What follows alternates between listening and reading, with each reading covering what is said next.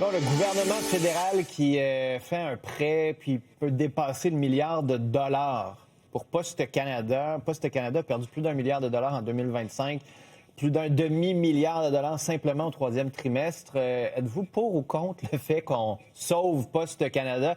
Marc-André, est-ce qu'il faut sauver Poste Canada ou il faut le laisser mourir puis que le privé prenne sa place?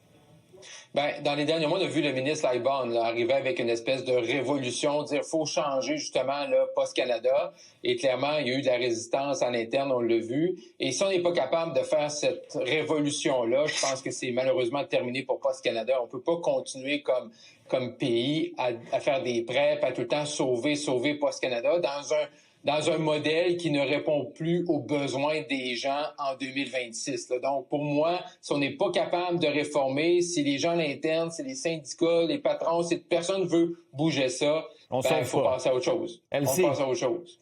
Ben moi, je suis partagée là-dessus. Bon, faut pas oublier que les derniers résultats, il y a quand même eu une grève qui a fait très, très, très mal, là, à un moment quand même névralgique à l'aube de Noël. Donc, dans les résultats financiers, c'est clair que ça n'a pas aidé. C'est sûr qu'il faut revoir le modèle. C'est particulier de... Allô?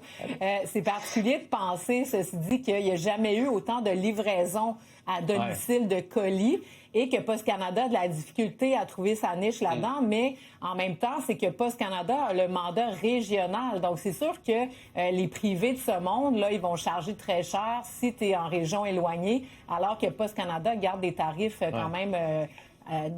accessible. Donc, c'est très délicat parce que si on l'a plus, après, on est pris avec du privé. Antoine, on sauve Poste Canada?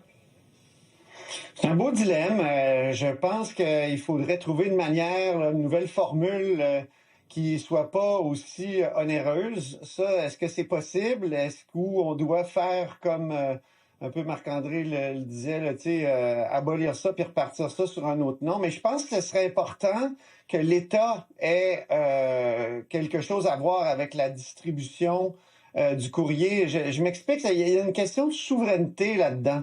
Souveraineté, si c'est juste des entreprises étrangères, mais je sais aussi que Post Canada est actionnaire de Purolator, là, donc c'est un peu compliqué, mais est-ce qu'il n'y aurait pas moyen de trouver une façon pour pas que ça soit un gouffre financier? Puis deuxièmement, il faudrait maintenir aussi en région des services, là, puis il y a une question de souveraineté numérique. Hein? Est-ce qu'on pourrait investir en partie le numérique et que ce soit l'État qui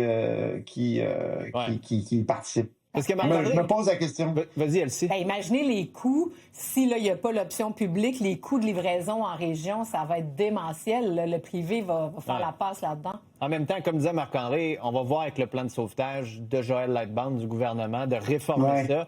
Peut-être qu'une fois qu'on va avoir vu si la réforme fonctionne, ça va être plus facile de dire si on est pour ou contre.